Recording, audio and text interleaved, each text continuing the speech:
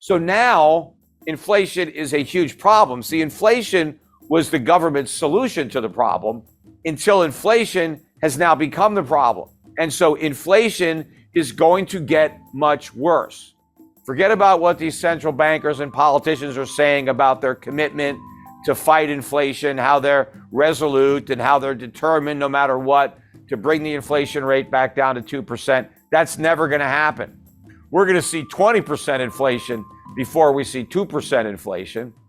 And this pretend war against inflation is going to come to an end soon. And the central banks are going to surrender and inflation is going to win. Look, we've already seen the first central bank capitulate and wave the white flag, and that was the Bank of England. The Bank of England, a week or two ago, was every bit as committed to fighting inflation as the Fed, until the inflation fight threatened a financial crisis, and then they cowered out, turned around, and they're back to quantitative easing. They went from quantitative tightening to open-ended quantitative easing. In fact, the Bank of England said, we're going to print as many pounds as we have to. We're going to keep on buying gilts.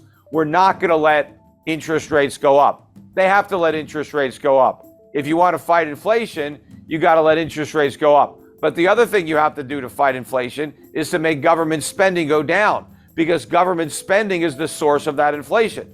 Governments are running deficits, and the central banks are monetizing those deficits by creating inflation. Governments are actually funding themselves through inflation. When you have a budget deficit, you're not getting government for free. Every nickel that the government spends has to be paid for by the citizens. And if they don't pay for it with a tax, then how are they paying for it? Through inflation.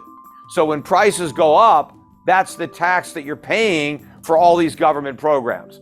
And so if the government wants to get rid of inflation, well, then it has to get rid of those programs, or it has to raise taxes to finance those programs. And that's not happening. That's not happening anywhere. Nowhere in the world, despite all these governments that claim they want to fight inflation, no government is actually doing it. Nobody is cutting spending. In fact, in the UK, they cut taxes. Well, when you cut taxes, you increase the inflation tax. So the British were claiming that they wanted to fight inflation, while at the same time creating even more of it. That is the problem. But the same thing is going to happen to the Federal Reserve in the United States. You cannot raise interest rates without creating a financial crisis. The financial crisis we had in 2008 was a result of a normalization of interest rates. It wasn't simply a subprime problem. The reason subprime was the problem was because it was debt. People borrowed money and they couldn't pay it back. Why were they able to borrow the money? Because it was cheap. The Fed lowered interest rates to 1%. They created a housing bubble. Housing prices went up. People borrowed money against those inflated property values. They borrowed money with artificially low interest rates. And when interest rates went up, property prices went down. People didn't want to pay their mortgages. You get a financial crisis because now the banks didn't get their money back. They loaned all this money out. They didn't get it back. That was why we had a crisis. Well, today we have much more debt than we had in 2008. We had 0% interest rates for almost 10 years. Think about all the debt that was taken on during those 10 years by not only the government, corporations, private citizens. Do you think they can repay that debt when rates normalize? Of course not. And what happens when rates go up, asset prices come down. It's like the other side of a seesaw. The lower interest rates are, the more expensive stocks are, the more expensive real estate is. But as interest rates go up, those prices come down because it's all a function of interest rates. So if I borrowed a bunch of money to buy a house and now the house goes down, I have no equity and my mortgage payments are up, I'm mailing in the keys. But you have all these companies in America that have been losing money. In fact, in 2021, it was a record year in America for money-losing companies going public. Now, how do all these money-losing companies stay in business? Because the company is supposed to generate a profit to stay in business.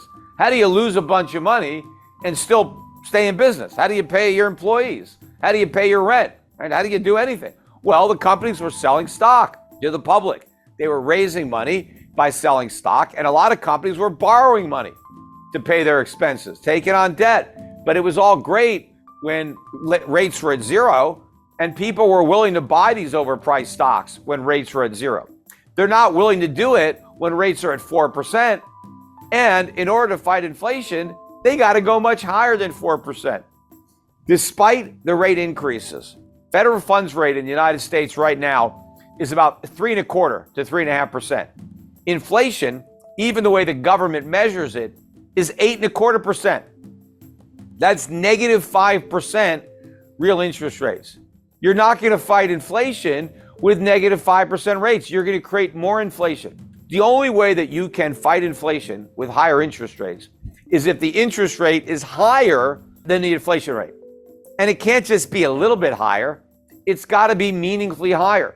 In 1981, when Paul Volcker raised interest rates or allowed interest rates to go up, short-term rates went to 21%. The highest inflation got was 13.5%. So that's what it took. People had real interest rates. The reason you need that is because you've got to stop people from spending money. That's what's the demand. It's spending. You've got to get people to stop spending and start saving, because that accomplishes two things. It reduces demand, but it increases supply. How does it increase supply? Well, when you spend money, when you save money and you don't spend it, that money can finance capital investment that will lead to more production of goods. And so you increase the supply of goods while decreasing demand for goods, prices can come down or stop going up. That's what you need to do. Now, if interest rates are negative, that is not going to encourage anybody to save. If rates are negative 5%, you're going to lose 5% a year on any money you save. Why the hell would you save? You wouldn't. You're going to spend your money as quickly as you get it. You're not going to save it and lose 5% a year. Now, if the Federal Reserve raised interest rates up to, let's say, 10% or 15%, then you might save your money. Hell, I could put my money in the bank and earn 15%. I'm not going to spend it. Even if inflation is 8%, I'm still 7% ahead. I'm going to save my money. I'm going to earn all that interest. I'm going to spend my money in the future, because then I'm going to be able to spend the interest that I earned on my money. That's what the Federal Reserve needs to do. But they're not doing that. Also, we are running $2 trillion a year deficits in the United States. Where's the money coming from? It's coming from the Federal Reserve, or it was. There's no other source, because if the Federal Reserve isn't going to print all that money, then the private sector is going to have to buy all those treasuries. But the private sector doesn't want those treasuries. Foreign central banks don't want those treasuries. They need to sell the treasuries they've already got. They don't need to buy any more. There is no way to finance these deficits, so the government has to cut spending. But they haven't cut any spending. In fact, if you look at the Inflation Reduction Act, that was a spending bill. They increased spending to fight inflation. How are you supposed to do that?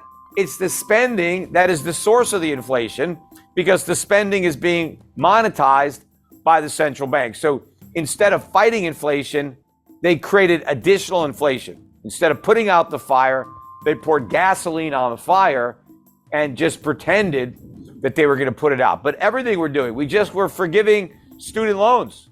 In fact, we told people that have student loans, you don't have to pay those loans. Just go out and spend the money on other stuff. Buy more goods, buy more services, push the prices even higher. You see, the Federal Reserve and other central banks are at an inflection point. They're really in a situation where they're between a rock and a hard place, and they're damned if they do and they're damned if they don't. Because for years, they were able to kick the can down the road by creating inflation and sweeping the problem under the rug.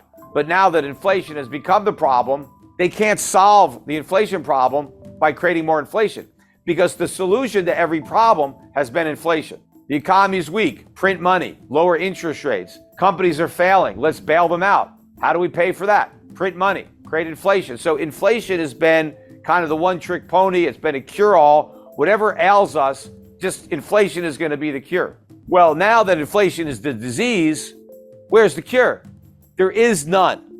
Any more stimulus, and we end up with an overdose. And that is where we are right now. And what's keeping everything going, the reason that we haven't already seen a collapse in the bond market or a collapse in the value of the US dollar, the reason we've had a rally in the dollar is because the world is still has faith in the Federal Reserve. The world still believes that the Federal Reserve is serious about bringing inflation back down to 2% and that it has the ability to bring inflation back down, but it doesn't. Remember, it was the Federal Reserve back in 2008 or 2007 that said not to worry about the subprime market. It was contained. Of course, we saw how contained that was. But even before the subprime problems, they told us there were no problems. They said there wasn't a real estate bubble. And they said even if the real estate prices went down, it wouldn't hurt the economy because it was so strong. So the Fed has a very bad track record. And more recently, with respect to inflation, first the Federal Reserve said we didn't have enough inflation. Then when inflation got to 2%, they said, oh, well, we need to have it a little bit higher than 2% to make up for all the years that it was a little bit below 2%. And then when it got much higher than 2%, they said, don't worry about it, it's transitory. It's all going to go away on its own. And they said that for a year as inflation got worse and worse and worse until they finally admitted that it wasn't transitory. And so now they're claiming that they're going to solve the problem. But that's another lie. It's just like the transitory lie. They knew inflation wasn't transitory, so why didn't they admit it? Because they couldn't fight it. Because they knew that fighting inflation would crash the house of cards that was built on a foundation of inflation. Everything the Federal Reserve has done has been to artificially prop up an overly leveraged economy.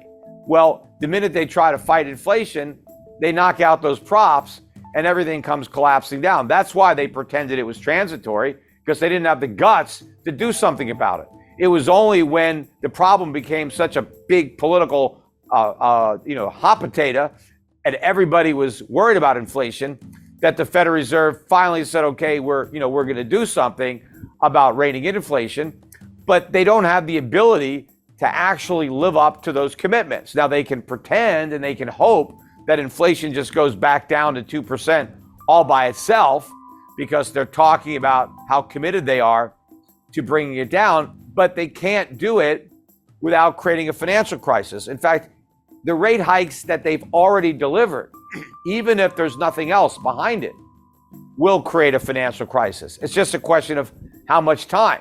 See, it already happened in the UK, or would have happened, and we're very close to that point now.